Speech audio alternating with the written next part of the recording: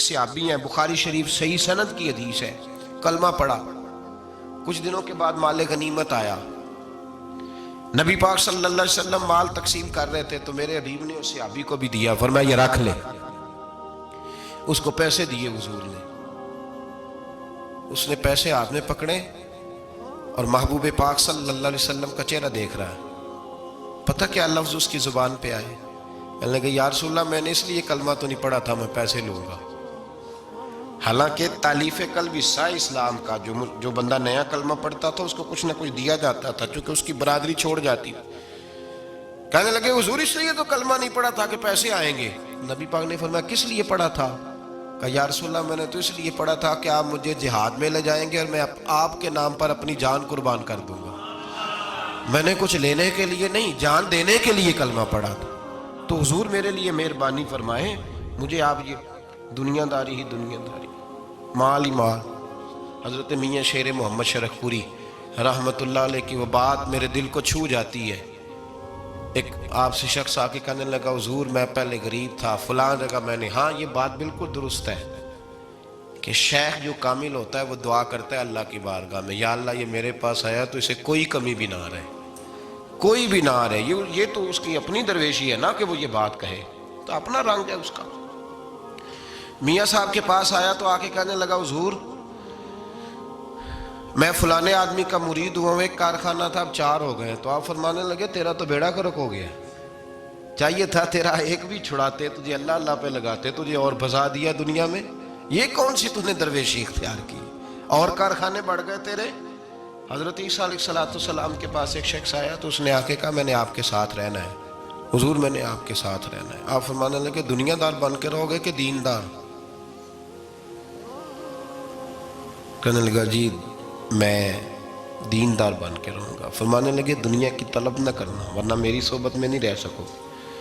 حضرت عیسیٰ علیہ السلام نے شادی نہیں کی، مکان ہی نہیں بنایا، ایک تکیہ، ایک پیالہ، ایک کمبل، جہاں رات ہوتی وہیں سو جاتے۔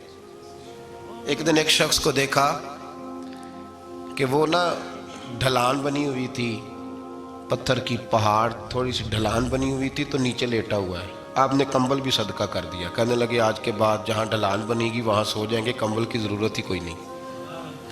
کچھ دنوں کے بعد ایک شخص کو دیکھا کہ وہ اپنے ہاتھ کا تکیہ بنا کے سویا ہوا ہے، تکیہ بھی خیرات کر دیا، کہنے لگے اس کے بغیر بھی گزارا ہو سکتا ہے۔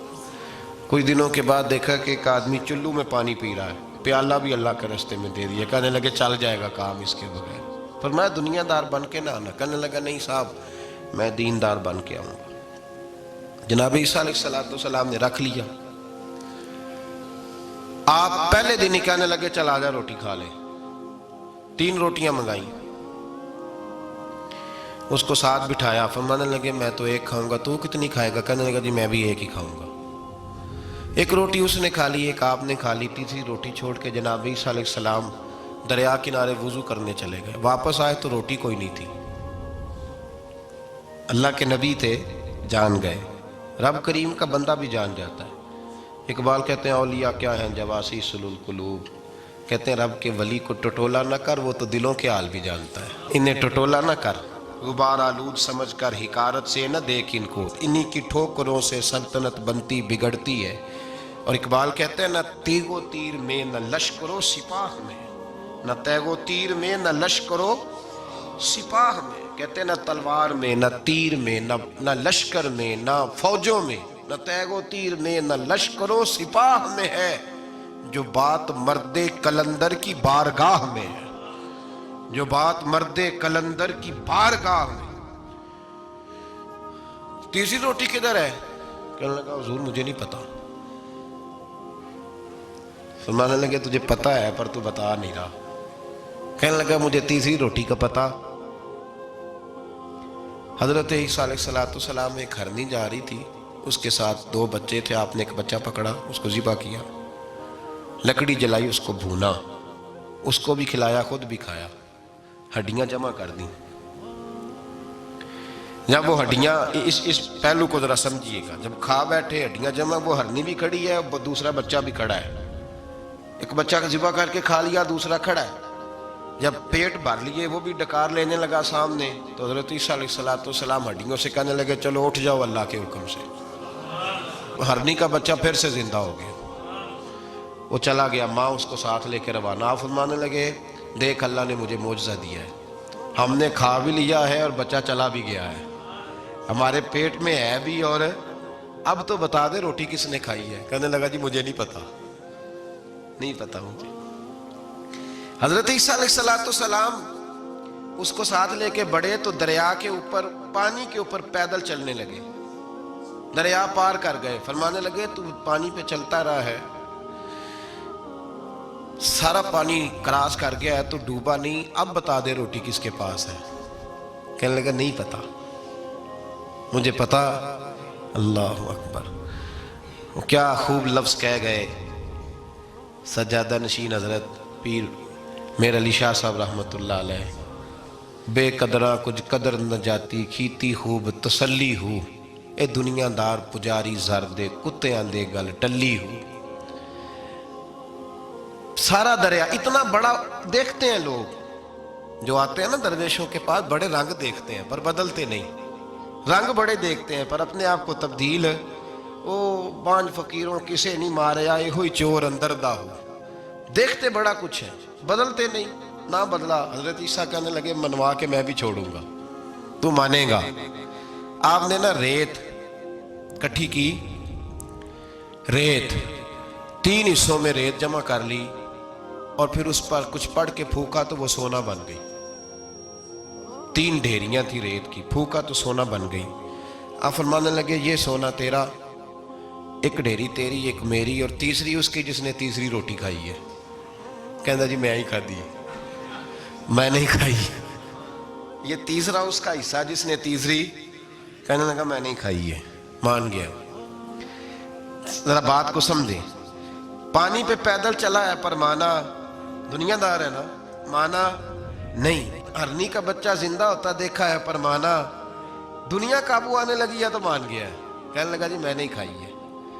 فرمایا او بھلے مانس, تجھے کہا تھا دنیا داری نہ کرنا, تجھے جناب عیسیٰ کی صحبت ملے گی, پر تو ایک روٹی پہ رہ گیا یار.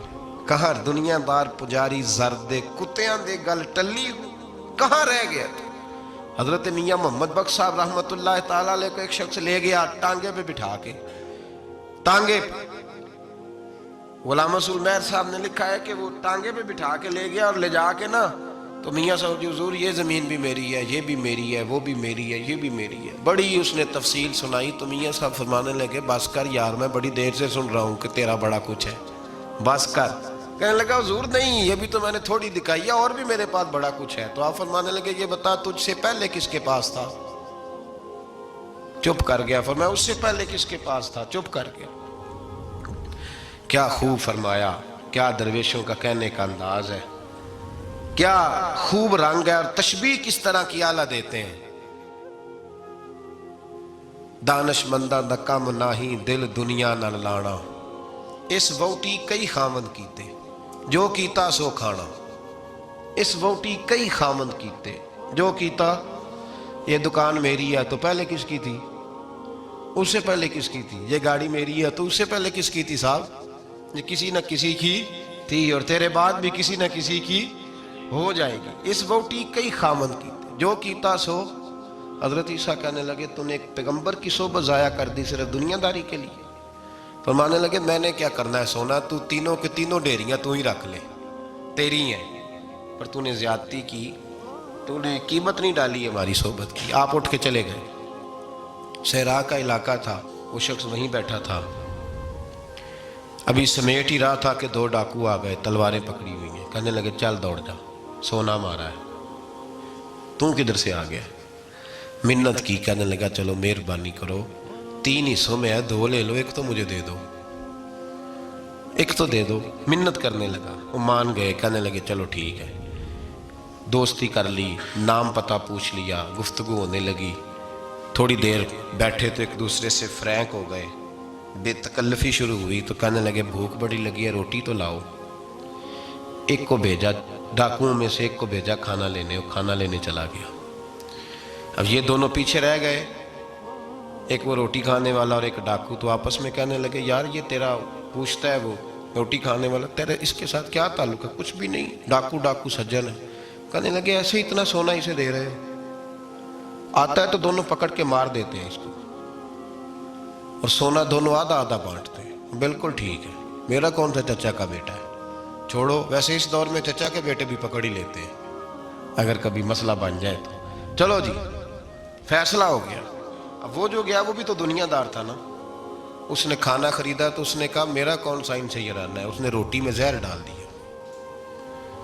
اس نے کہا میں ان کو ماروں گا اور سارے سونے پہ قبضہ کروں گا۔ حب الدنیا راست من کل خطیہ، ہر برائی کی جڑ ہے۔ وہ کھانا لے کے آیا، ابھی اس نے رکھا ہی تھا، دونوں نے حملہ کر دیا، پکڑا اور مار ڈالا۔ وہ مر گیا، اب یہ مزے سے بیٹھ کے روٹی کھانے لگے، سیر ہو کے پیٹ بھر کے روٹی کھائی۔ چند لمحے گزرے تو دھڑام سے روح پرواز کر گئی۔